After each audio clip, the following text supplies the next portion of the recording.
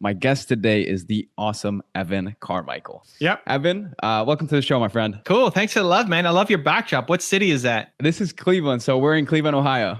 Okay, cool. I was in Cleveland. That was my last stop. That was the last stop on my tour? Yeah, when I did so last year I did 23 cities, 90 days, and 2/3 of the way through, I broke my neck in two spots. And my agent and my team, they wanted me to go home. I'm like, no, this is part of my healing. And so my last stop was Cleveland.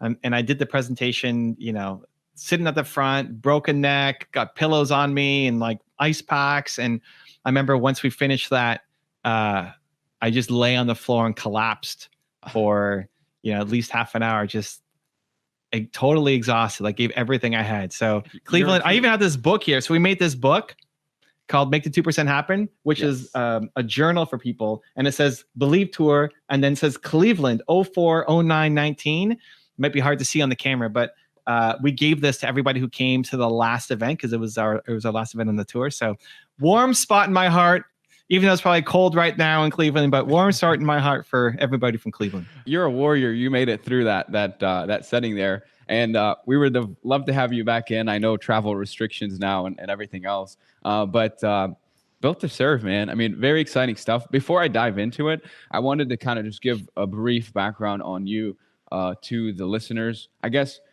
if you and I were buddies in high school, we were in class together and we were sitting next to each other. Who was Evan back then? Like, what was it like? Who were you? What was the character? What was the personality like? In university? So let me go back. Super introverted, not a ton of friends, very shy, didn't talk to anybody. Running my company, depends on when I meet you, but running my business part-time while still in school. Trying to decide, do I want to be an entrepreneur and do this full-time, or do I want to be an investment banker and make six figures out of the gate and kind of travel around the world? Didn't really join any clubs. Is basically schoolwork, get it done, and then go work on my business pretty much every day. That was Evan Carmichael in university, dude. There we go. Now, you did want to be a VP at a bank growing up. Did you have like a role model that was a VP? Was there a role model there that inspired? He's done his homework, guys. He's done his homework. Jad's been reading. Always. I like it. Yeah. So in my yearbook in high school, where they ask you like, where are you going to be in 10 years? I said VP at a bank. I didn't know what I wanted to do.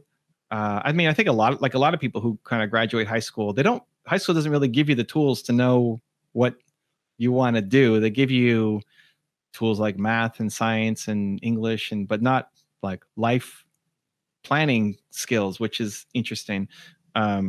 So entrepreneurship wasn't a thing. I'm 40 now, right? So this is 20. When did I graduate high school? 18. 22 years ago. Nobody wanted to be an entrepreneur. I mean, my friends didn't want to be entrepreneurs. It was not just part of the culture. It's great now. Everybody wants to be an entrepreneur. Everybody wants to have a show and a pod. It's great. I love it, dude. But you kind of had to be crazy to be an entrepreneur. You had to basically not be employable. Like you can't get a job anywhere else, so your only option is to start a business. You had to be kind of crazy. So that was kind of like a last resort back then. Yeah, like super last resort. And I sound like I'm an old man, but I still got tons of runway ahead of me. But that was the culture, and I liked money. I liked making money. I liked being the banker in Monopoly. I liked hustling my baseball cards and I just stock markets. I just liked trying to find ways to make money. And so I asked my parents, well, who makes money? And they said bankers. So I was like, okay, I'm going to be a banker. So where am I going to be in 10 years? I don't know. VP at a bank. That just kind of just made sense. So yeah, not a ton of thought or deep diving into self-awareness when I was 18 years old. Well, I was very similar growing up. So we probably would have been good friends back in high school and college days. You mentioned you were introverted. I heard somewhere you were nervous on stage. Funny enough, I had my team. I asked one of my team members here to do a little bit of research yesterday and say, hey, just make sure there's nothing that we're missing that would be interesting to put in to talk about. And I go to my teammate and I go, hey, so what do you think of anything new on Evan that I don't know? And the first thing that comes out of his mouth is like, well, he's obviously very smart. And so I chuckled there, but then it kind of right away, it brought a thought into my mind, which was kind of with entrepreneurship specifically, how much does quote unquote smarts play a role, or how much is it a factor of hard work, or maybe a mix of the two? Where does smarts or where does hard work play a factor in whether it's building a business, being successful online as an influencer, or whatever it may be? I think intellectual ability has very little to do with success as an entrepreneur. I think if you're saying working smart versus working hard, that might be something a little bit different. But if having a high IQ was the thing that made the difference, then every university professor would be super rich. And they're not. And most of them suck at being entrepreneurs. And so IQ, I think IQ maps very poorly actually to entrepreneurship. When I was in the VC business, we were raising $500,000 to $15 million for companies. If somebody gave us their business plan and you flip to the team part of it and they had a PhD on their name, that would count as a strike against them. Like, ooh, their PhD. Yeah. Ooh. Like no street smarts. That's a big statement. Yeah. Like it's a strike against them. It's against them. Where in the typical world where you're hiring people like, oh, I got PhDs on my team, you think they're super smart. But in the entrepreneur world, and I didn't set this rule. I was 22 years old. I was just kind of following the model. That's what VCs were saying, right? These guys who are in their 60s or 70s and built giant companies and invested in tons of companies. You had a PhD, it was a strike against you. So there's very little. If there is a correlation, it might be a negative one for PhDs or super smart people becoming successful entrepreneurs. Working hard is a prerequisite for anything in life that you want to get. Working hard is your ticket into the game. It doesn't guarantee you're going to get a home run. It doesn't guarantee you're going to win, but you don't win without working hard, period. There's lots of people who work hard and never win. There's lots of people who, I think of people in my family who have jobs, who work crazy hard at their jobs and don't get, paid super, super well for it. So you can work really hard and never go off and achieve your goals. But just working smart isn't enough. Doesn't count. I think what smart people do is often find really smart reasons why they can't win. Like, I can't win because of this. Too much knowledge and you start to overthink and you're kind of crippled from actually taking action because you know so much and you've learned so much throughout your college years. And so you start to overthink and overplan.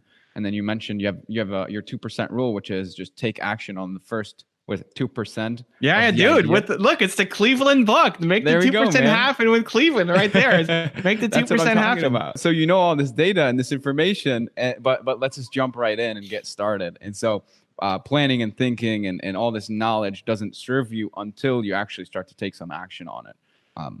I guess with as far as working hard, is there a balance? How do you kind of strike a balance between being fulfilled, but also working hard and growing? So wanting to grow and that desire to develop and grow and get to the next level sometimes carries you away from your day to day. You forget to even reflect on like, hey, I need to realize and accept and appreciate what's around me. So how do you kind of strike a balance between drive for growth as well as fulfillment on the other side? It's an interesting choice of words because I would equate a lot of my fulfillment comes from the growth that I'm getting. A lot of my fulfillment comes from like talking to you and making this show and talking about Cleveland and sharing stories and trying to help other entrepreneurs. Like that's deeply fulfilling for me. This isn't work for me. This is like the second I look at my calendar, it's like, oh man, really? I got to talk to Jad. Come on. Like if that's my mindset, I'm out. I'm not doing those things anymore. This is deeply fulfilling for me.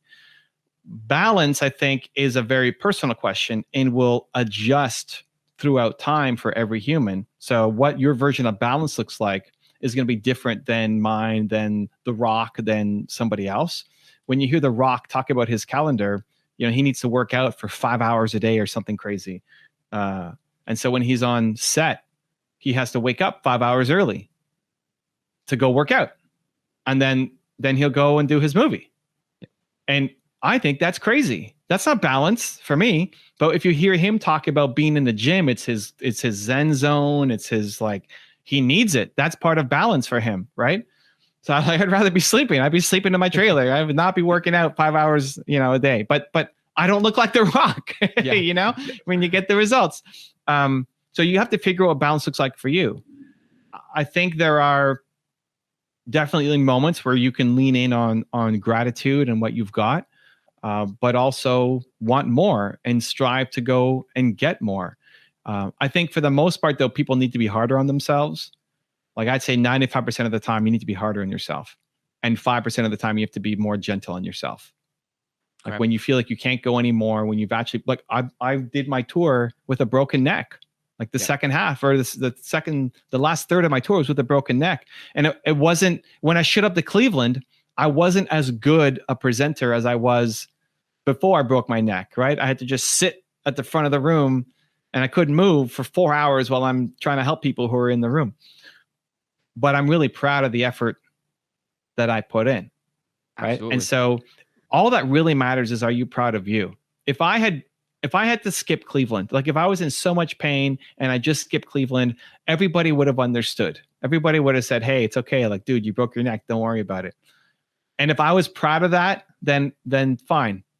I would do it because I had hit my max. But I felt like I had a little bit more, just a little bit more. Let's show up for Cleveland. Let's make it happen. Come on. We got one more stop. Man. We got to, like, don't skip them over because I'm in Toronto. So we're pretty close. Yep. So it's like, okay, don't skip Cleveland. Just let's go. Let's do one more. And like, we'll hit Toronto after. There you go. Yeah. And I'm proud of that. So all that really matters is, are you proud of you? You know, not what other people say, but when you look at yourself in the mirror, are you proud of what you put in today? And if that means you need to lean on gratitude one day and the next day you have to lean more into working harder for your goals, that's the inside game that everybody needs to play. But in general, I think you need to be much harder on yourself because you're capable of more, and you need to push that. Just move the brake line. Sure. Like wherever you would normally give yourself a break, just move it a little bit. Don't like get all the way out here. It's just like, just move it a little bit. Just an inch. Just move it. Just move the brake line forward just a little bit. 1% better every day, inching forward. And that's when you start to, like, you pat yourself on the back. That's when you actually start to build self-respect, self-love, self-belief, self-confidence from doing the thing that you didn't think was possible yesterday. That's the perfect segue into kind of where I was going with this. Kind of building that belief in yourself. You're on a mission to kind of solve that problem, right? It's one of the world's biggest problems in your view. People not believing in themselves enough. I guess I agree 100%, and I feel as if it's through overcoming certain challenges, like showing up to Cleveland with an injury and still pushing through and persevering and having a great event regardless, right? And you feel great about it. I guess, where do you think the problem of having that low self-esteem come from? Is it like in early childhood days when you're growing up, and is it like not enough push and encouragement? Is it simply, the social media have an effect when we're comparing? Like where's that issue coming from specifically? Yeah. So, when you were born, you didn't come out thinking, man, I suck. It's like, that's not the first thought that comes out. That wasn't my thought. That wasn't your thought, but it's nobody's thought. Like nobody comes out and says, I suck as a human. You didn't care what other people thought about you. You're like pooping all over the place. Like, so you were trained, right? So those negative self thoughts that you have, and not just you, Jad, but everybody has, were given to you. Other people put them in. That's not your voice talking. That's somebody else's voice talking to you. So that's already the first step, is to piece that out. Like, you think it's you telling, that's not actually your voice. We need to kick that voice out, because that's your mom's voice, or your grandfather's voice, or your teacher's voice, somebody else's voice telling you that you suck, because you weren't born thinking you suck. So the next step is, okay, I need to start to eliminate some of these people who are bringing me down, who I feel worse about myself after. And it's just, use this as a test. After I spend time with this person, do I feel better or worse about myself? You're leaving them, you had a call, you had a lunch, whatever. Like, do I feel better about myself or worse about myself? Like, I love Jad's energy. I'm doing interviews all day. In my next interview, I'm taking a little piece of Jad with me. Like, he's giving me a little boost to take to the next call I'm doing, right? That's a good thing. So, maybe your mom is a negative, or your best friend from high school is a negative. And so it's just auditing that and supplementing with things that make you feel better. And that could be people in your life, but it could also be online resources, right? Like, how many episodes of this show do you have, Jad? This is number 3. Great. And how often are you going to make content ongoing? I'd love to get to your level of 3 videos a day. We're looking to do a video minimum every single week. Great. And then we're looking to just keep ramping up. So if you like Jad and his content, you got 2 other episodes to go back and listen to. And now you got 1 a week coming up, right? And so find other people like Jad. If it's my content, if it's Gary, if it's Mel, if it's Grant, like whoever the person who makes, again, I feel better about myself after I've watched this video, then have more of that in your life. And it will, what's going to happen is if you listen to Jad every week, like you got Jad in your ear, Jad in your ear, Jad in your ear, what's going to happen is you're going to start to think a little bit more like Jad. You're going to start to see the world a little bit more like Jad. You're going to have the mindset a little bit more like Jad. And then he'll pull you up. He's like sprinkling little Jad pixie dust on you every week with his new episode. And you become you start to act and think and feel a little bit more like Jad. And that's what you want.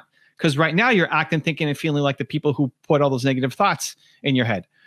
And if Jad starts coming on the air and says, hey, you suck, don't believe in yourself, I hate you, great, then don't listen to Jad anymore and go find somebody else, right? I mean, I won't listen to Jad anymore.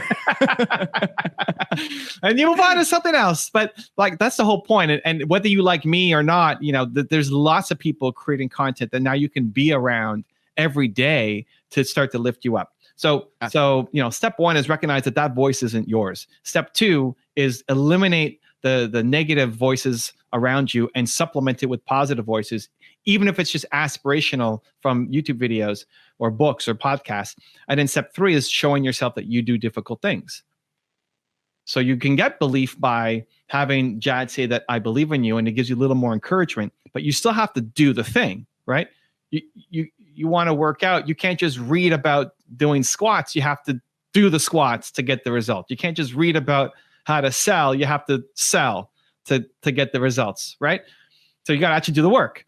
And when it's difficult, that's when the self-love and self-confidence and self-pride comes in. So in that process, you start to gain more self-belief by doing the difficult things. I love it. Yeah, I see it as this kind of like roadmap or this wheel where you're kind of excited, and then when you take action, you accomplish something, you feel better, and then you're even more excited. You take more action, you feel even better, and it just becomes kind of like a snowball effect of growth and development once you start taking action. So we talk about it all the time here, which is kind of like, hey, just get started. You're going to make mistakes, of course, but taking action is going to make you feel a lot better about yourself than hesitating and holding yourself back and not letting yourself experience whatever that is that you should be or that you aspire to do. I want to go to the book briefly. I love these kind of full pagers that you have in here. One of my favorites is the Chinese proverb. I got it right up. It's if you want happiness for an hour, take a nap. If you want happiness for a day, go fishing. If you want happiness for a year, inherit a fortune.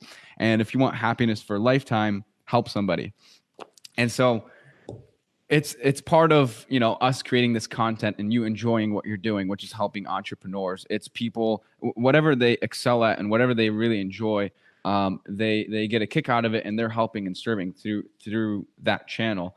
I guess, where can somebody who's kind of uncertain about the future, I love the fact that through the book and just through all of the content, the positivity, you give people hope, and that's huge. Where can people get started in finding out, like, hey, what is my purpose? What is my why? And then more importantly, like, who should I go after? Whom should be the person I serve? I mean, I think everybody finds great fulfillment in serving. And so how do we help them kind of get started in at least recognizing maybe a passion of theirs that they haven't uncovered, they haven't asked the right questions to themselves, and then to start to actually take action and serve and get that fulfillment through serving, really? Yeah, I mean, so the book will help. There's a lot of exercise in there. It's pretty cheap to pick it up, affordable. We go through a process: who, why, how. The why is your process, is your purpose. So, your why is your purpose. Your purpose comes from your pain. Whatever you struggled the most with as a human is what you want to help other people with for the rest of your life. If you think about the most painful moment in your life, not physical pain like me breaking my neck and being in Cleveland, that was a lot of physical pain, but emotional pain. When did you feel like worthless as a human being? Understand that there are millions of people right now who are feeling that exact pain that you struggled with and suffered through. Your purpose is to help them not struggle or suffer as much. So the content I make on my channel is still for 19-year-old Evan. And if you're making content, think about who Jad was 5 years ago. To say, hey, I'm going to launch a show and I'm going to interview some of my heroes and I'm going to bring them on.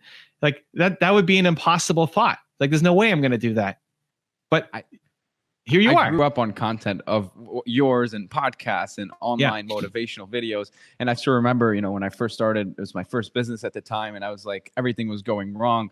All I can remember playing in my head was the positivity and the keep going and the motivation. And so I 100% agree. You kind of have to be keeping in touch there, but But listen, it's okay. So you're watching the videos. That's different than, hey, I'm watching the Evan Carmichael video versus I'm going to interview Evan Carmichael on my channel. Sure. Right? That would have never come up. Like that's an impossible thought. But you're here. Like to the Jad that you were 5 years ago or 10 years ago, that's impossible. And you're here. So you've done the impossible.